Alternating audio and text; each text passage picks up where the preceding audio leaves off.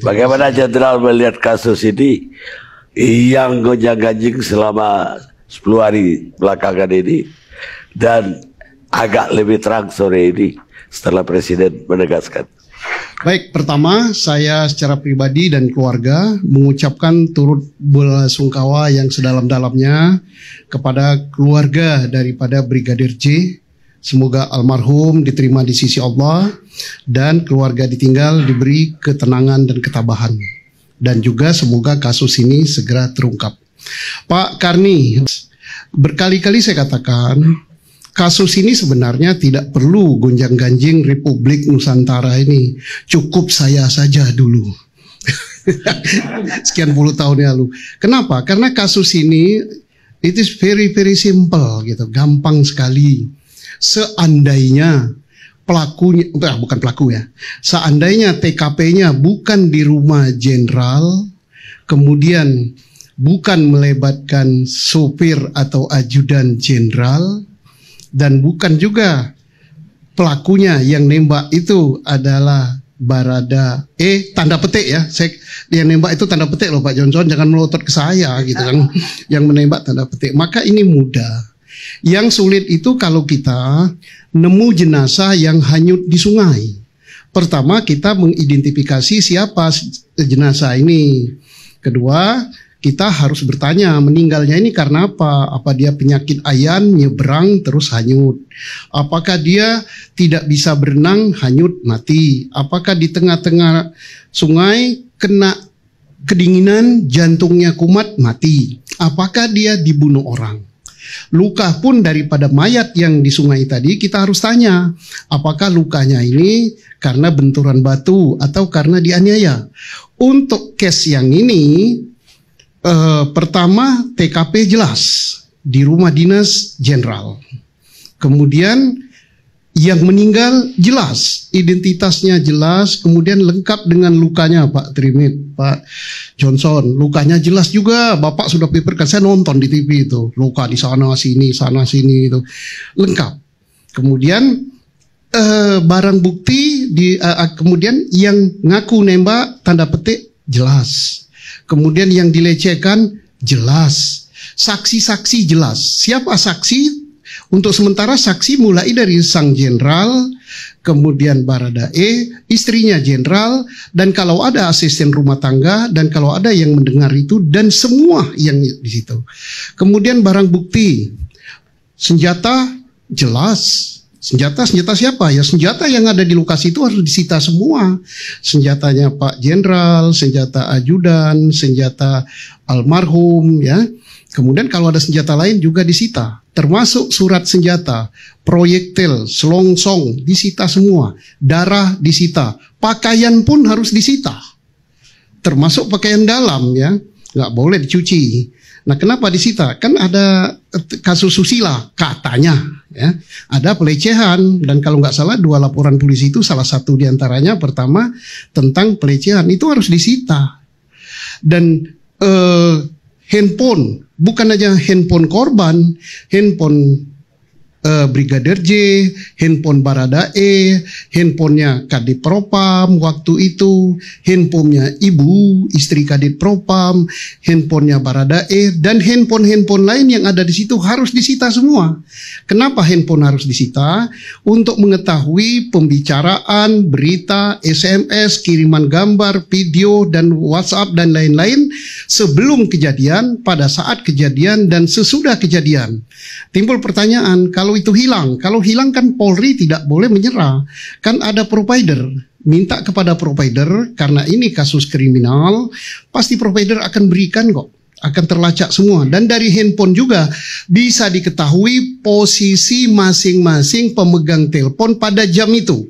Karena handphone kita itu kita nggak bisa, untung aja istri nggak bisa buka itu loh Pak. Kalau dia bisa tanya provider bisa tahu dia posisi Pak Johnson di mana jam sekian, bisa ketahuan loh Pak. Nah jadi Pak Gayus bisa juga ngajar terus kalau beliau. Pak Johnson yang penting. Oh Pak Johnson, karena Pak Johnson sahabat saya gitu. Jadi dengan handphone itu bisa terjawab posisi. Apakah PCR antara tempat PCR dengan lokasi itu bisa ketahuan? Kenapa bisa ketahuan? Pasti BTS di sana, BTS itu tiang yang tinggi itu. bisa nunjukkan posisi di mana kita. Makanya teroris ketangkap itu karena itu sebenarnya. Nah, terus selain handphone disita, ada juga di situ decoder. Jadi bukan yang nyorot itu. Kalau yang nyorot itu nggak nyimpan apa-apa, tapi dia kan ngambil gambar. Nah, decoder itu bisa mengetahui kalau dibuka pada saat jam sebelum kejadian, setelah saat kejadian, dan after kejadian. Bisa di situ. Nah, kalau yang disambar petir aneh juga itu. Yang disambar petir bukan decodernya, tapi yang disambar petir yang dalam rumah. Nah, petir masuk rumah itu, Pak. Ya bisa jadi kita nggak apa-apa lah, dibilang gitu nggak apa-apa lah. Tapi nanti ahlinya kan yang akan buka gitu. Oh, kok petir zaman sekarang bisa bengkung-bengkung gitu. Oke, nggak apa-apa. Ya model baru, zaman digital kan bisa gitu.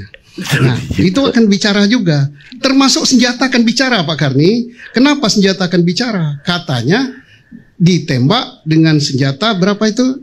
5 ya, kalau saya berita. 5 peluru. Pak Johnson ngomong 5 loh, tapi lubangnya 7. Berarti ada peluru model baru sekarang itu, Pak. Satu tembakan keluar 2 ya, bercabang. Bisa juga, jangan dibantah. Nanti kan ahli forensik yang akan melihat. Nah, kemudian senjata otomatis katanya, pakai senjata Glock ya, Glock. Ditembak. 5 peluru kena semua. Lah kalau kena jantung kan langsung geletak kan. Tapi ada peluru di dinding.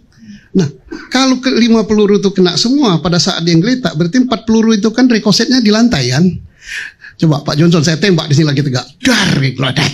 Nah, yang 4 kan saya tembak Pak Johnson sudah geletak kan. Dor. Nah, di mana pelurunya ya? Beramburan di situ. Kecuali kalau peluru pinter ya. Dar, naik lagi ke dinding. Tak. Bisa jadi. Loh, kita nggak boleh. Kita nggak boleh bantah apa adanya, jangan Pak Johnson bantah. Aku pengacara, biarin aja. Siapa tahu peluru pinter kan, loncat lagi, bersarang lagi di situ. Nah, peluru zaman sekarang macam-macam. Jadi artinya peluru bisa bicara, senjata bisa bicara karena senjata itu ada sidik jarinya dari alur itu. Nah, belum surat senjata bisa disita. Surat senjata itu bisa nanti menunjukkan apakah kan yang dipertanyaan di masyarakat, Baradae itu berwenang pakai senjata apa enggak. Dilihat saja suratnya, ada enggak suratnya. Kemudian suratnya itu surat sakti apa surat asli. Nah, kalau surat sakti ya siapa yang ngasih surat sakti itu bahaya gitu kan. Nah, kemudian dari peluru kita nggak usah ribut tentang Baradae jago nembak atau tidak. Polisi sekarang pinter. Adik-adik saya, junior saya sekarang pinter-pinter jami. Dan kehebatannya dalam penyidikan diakui dunia. Sekolah penyidikan di dunia untuk teroris itu ada di Indonesia, ada di Akpol. Hebat kalau dia bekerja dengan jujur dan moral. Kenapa? Misalnya dia mengaku nembak, tidak cukup dengan pengakuan dia, tidak cukup dengan kata komandan dia jago tembak, tidak cukup dengan sertifikat. Ya diuji aja pada saat rekonstruksi apa karena rekonstruksi. Nah ini peluru kamu tembak dengan itu boneka ini, pada saat kamu tembak reaksi kena enggak, bisa enggak kamu 5 peluru kena 7 gitu. Hebat kan diuji nanti kan Pak. Kalau ternyata dia bisa dar 5 7 kena, berarti tidak terbantahkan itu. Walaupun Pak Johnson teriak-teriak nggak terbantahkan loh Pak. Soalnya nanti bukan polisi yang ngomong, ahli balistik. Nah termasuk nanti TKP ini penting sekali dalam dunia penyidikan. TKP lah yang akan menjawab. Dan ini mungkin Polri agak terkesan lambat, sebenarnya nggak lambat. Karena teliti, TKP dikelola. Nah ini perlu ditanyakan, siapa yang ngelola TKP pertama? Tim Serse dari mana? Saya yakin Serse mengelolanya Pak. Tapi saya yakin bahwa polisi pinter gitu. Pasti yang ngelola TKP pertama itu Serse. Nah minimal bekas Serse deh Pak.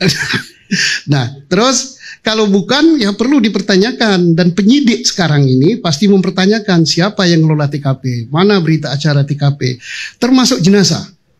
Jenazah itu bisa bicara Pak Johnson, Pak Gayus, Profesor, kemudian Pak Usman, sahabat saya, Pak Tri, jenazah bisa bicara. Mungkin yang tanya gimana? Ya digali aja kuburnya. Digali kuburnya, bawa ke dokter forensik, dan supaya lebih meyakinkan lagi, Polri sudah mengatakan akan mengundang forensik dari lembaga independen dan dari perguruan tinggi. Kita acungi jempol. Harus begitu.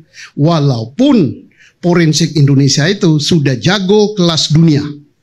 Kita diakui oleh dunia forensik kita tentang bedah mayat dan